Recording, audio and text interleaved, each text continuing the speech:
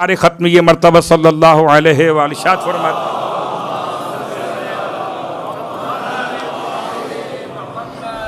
ارشاد فرماتے ہیں ما من نبی، کوئی نبی ایسا نہیں ہے الا وبعث معہ علی، اس کے ساتھ علی کو مبعوث کیا گیا ہو۔ کوئی نبی ایسا نہیں ہے کہ جس کے ساتھ علی کو مبعوث نہ کیا گیا ہو، سرن و معی ظاہرن یا جہرن، میرے ساتھ اللہ نے علی کو مبعوث کیا ظاہر بظاہر، باقی سارے انبیاء کے ساتھ رہا باطن بالباطن۔ کوئی دور ایسا نہیں ہے۔ چلیے اگر ایسے سمجھ میں نہ آئے تو آئیے ایک مثال آپ کی خدمت میں آج، اور یہ مثال حضرت موسیٰ اور حضرت ہارون کے دور کی بیان کر۔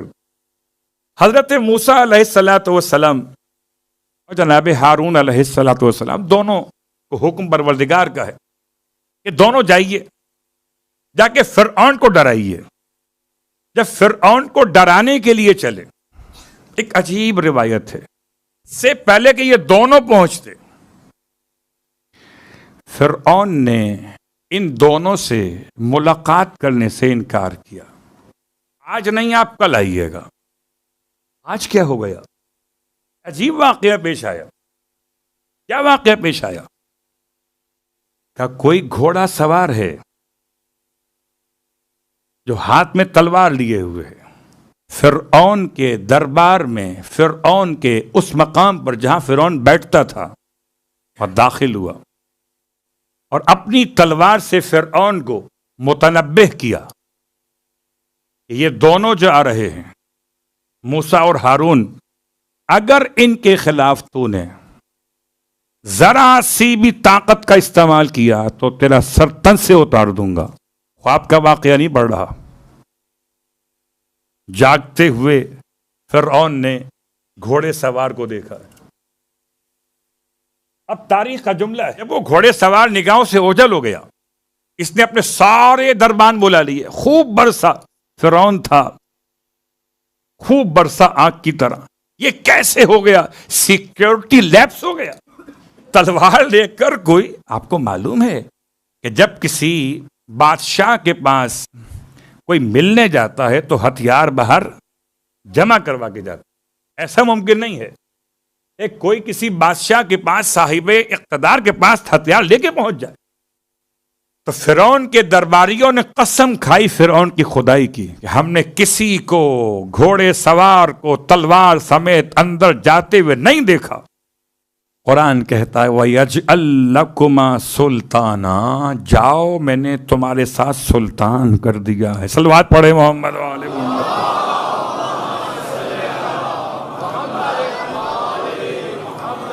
سلطان کون ہے؟ اللہ اکبر۔ صاحب ذوالفقار کون ہے؟ اور اگر ایسے اشارے سمجھ میں نہ آ رہے ہوں تو آئیے غور کیجئے۔ مسئلہ اپنوں کا زیادہ ہے، ابھی پڑھائیوں کی بات نہیں ہو رہی۔ انہیں تو کیا سمجھ میں آئیں گے علی؟ علی سمجھنے والے اور ہوتے ہیں، گلی میں پھرنے والے اور ہوتے ہیں۔ ذرا اپنے سر کے بال تو گن کے بتائیے، اپنی رگوں کا حساب تو کر لیجئے۔ جب اپنی معلومات نہیں ہیں تو علی ابن ابی طالب کا مقام سمجھنے چلے۔ امام علیہ السلام کو خدا نے دو وجود بخشے ہیں، ایک وجود نورانی ہے، ایک وجود جس میں مثالی ہے۔ جس میں مثالی ہے پیغمبر کے ساتھ۔ اب جس میں مثالی پہ ذوالفقار نازل ہوئی وہ یہاں کا مسئلہ، لیکن ہر نبی کے ساتھ طاقت ساتھ ساتھ چلی۔ طاقت خدا، اظہار طاقت خدا علی ابن ابی طالب سارے انبیاء کے ساتھ۔ جی کچھ لوگوں کو مثال سمجھانے کے لیے کہ سرکار مولا کائنات علی ابن ابی طالب علیہ السلام ارشاد فرماتے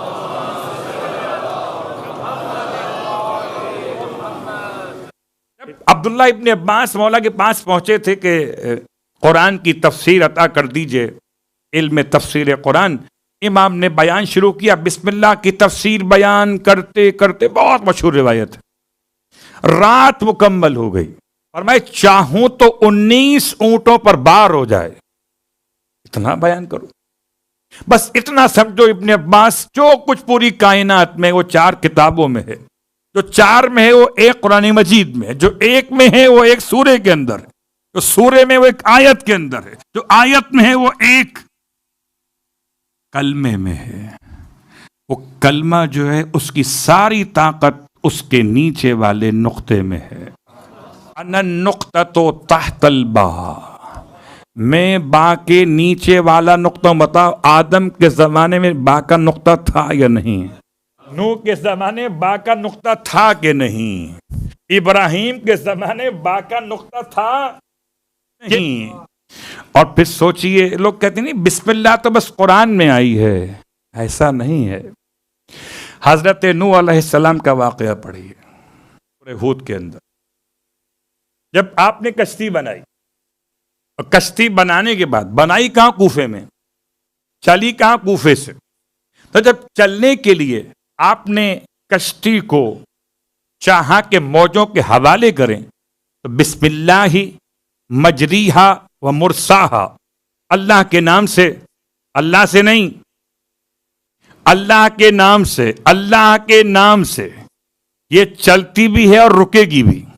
تو چلی بھی اللہ کے نام سے کوفے سے، اور رکی اللہ کے نام پر نجف میں.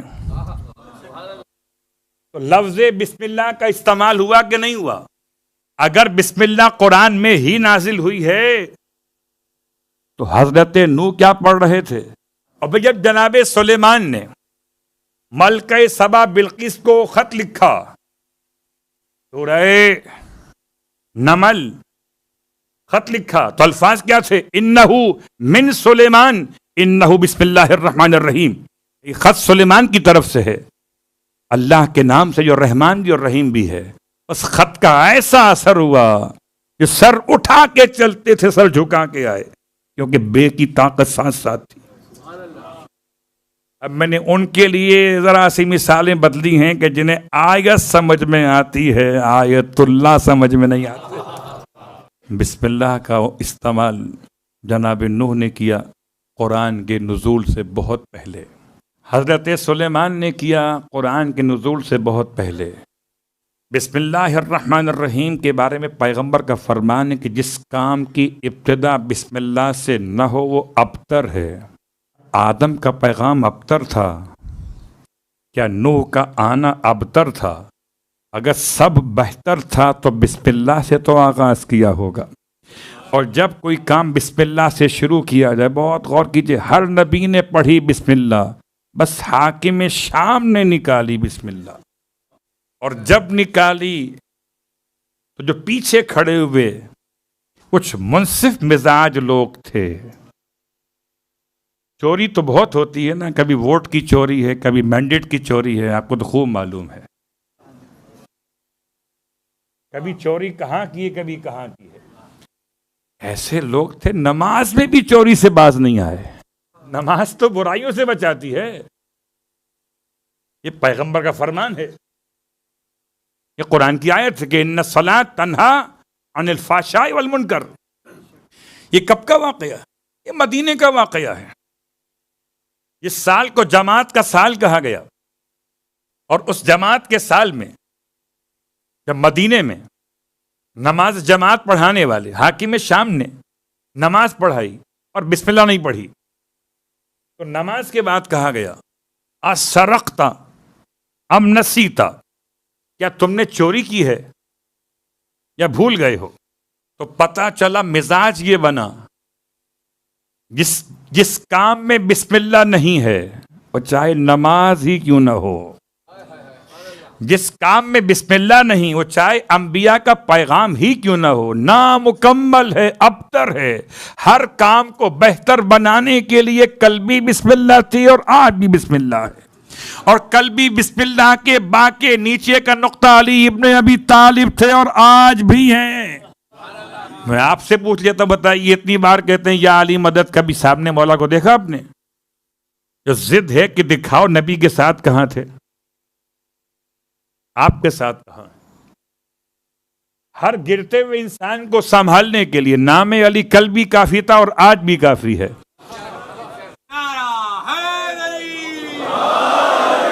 روایت ہے امام محمد باقر علیہ الصلوۃ والسلام ارشاد فرماتے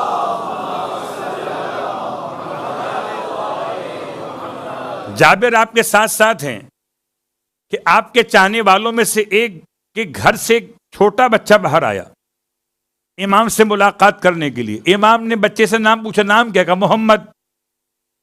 سوال کیا کنیت کیا ہے؟ کہا علی. میں اپنے نام کی بات نہیں کر رہا, میں تو بات کر رہا ہوں بچے کے نام کی. نام کیا ہے؟ محمد. کنیت کیا ہے؟ علی. امام مسکرائے, فرمایا یہ دو نام ایسے ہیں کہ جن کو سن کر شیطان ایسے پگھل جاتا ہے. اللہ اکبر. شیطان ان دو ناموں کو سن کر اس شخصیت سے دور اور اپنے آپ کو بچانے پہ مجبور ہو جاتا ہے. اسی لیے تو ہم پڑھتے ہیں یا محمد یا علی یا علی یا محمد اکفیانی فإنکما کافیان وانصرانی فإنکما ناصران. اب جاتے جاتے آپ کی خدمت میں کبھی مشکل پیش آئے تو مولا کے نام سے توسل کیجئے. توسل کیسے؟ ایک چھوٹی سی مثال آج, باقی باتیں انشاءاللہ آنے والے راتوں میں.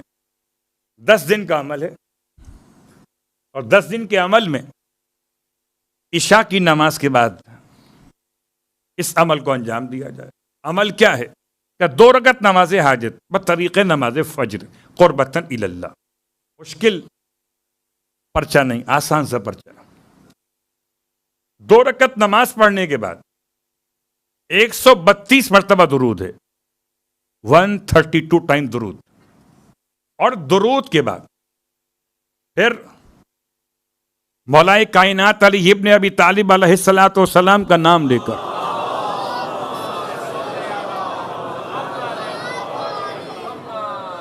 یا ابا الحسن یا علی ابن ابی طالب ادرکنی 110 مرتبہ. مولا کا نام کل بھی ضمانت تھا کامیابی کی اور آج بھی ضمانت ہے کامیابی کی. اب چاہے میدان جنگ کی کامیابی ہو, اسی لیے شاید نشان حیدر ملتا ہی شہادت کے بعد ہے کہ حیات میں اس بات کا امکان ہے ادھر رہے کہ ادھر رہے کہ کدھر رہے. شہادت ہوئی تو نشان حیدر کے قابل بنے.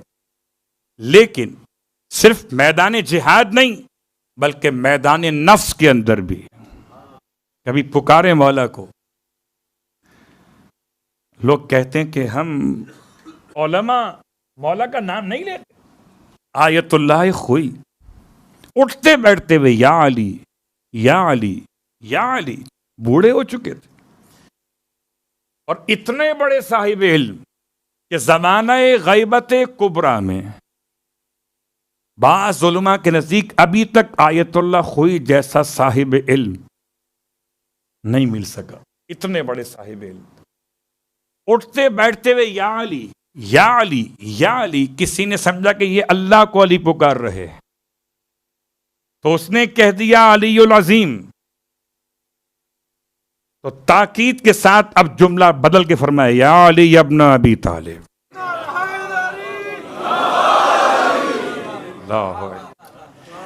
کیسے کیسے لوگ وہاں تک پہنچ جاتے ہیں, ہم تو پھر بھی چھوٹے طالب صلوات پڑھے محمد والے.